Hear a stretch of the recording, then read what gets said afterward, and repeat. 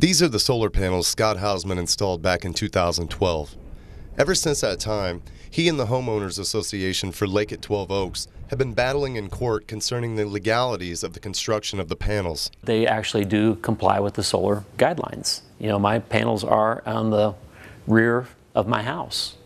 And like I've mentioned to others, is the back side of my house, or the south side of the garage, is actually the back of my house. That's the rear yard of my home. But not everyone agrees that his solar panels are in his backyard, which is one of the stipulations.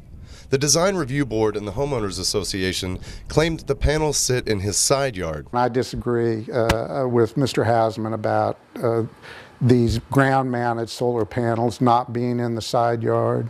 Hausman states that the city has outlined his backyard, and that leaves him perfectly within the guidelines of the DRC. And an amendment in the zoning ordinance of St. Joseph states that no homeowner's agreement shall restrict or limit solar energy to a greater extent than the city. But Burns disagrees, saying guidelines are just that, guidelines. A design review committee is not like a court of law. A design review committee is a committee charged with the ability to make subjective decisions. But how subjective can they be? Another resident of 12 Oaks was approved for solar panels on the ground and in plain view from the street.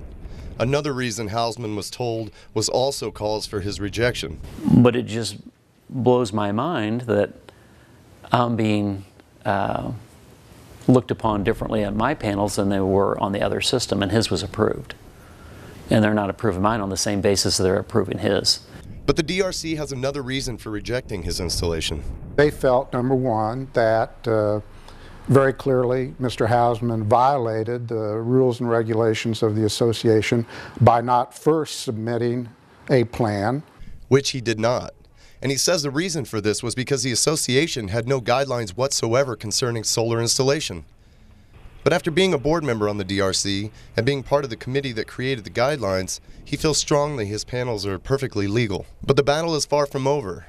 Hausman says he will continue to fight, and the DRC seems firm that they will fight back. We're pretty passionate about solar, but it comes a time where I've put so much money into this that I've got to see it through. I mean, there's no reason to stop now when we're so close to, I think, getting the right answer. For Fox 26 KNPN, I'm Jeremy Lyons.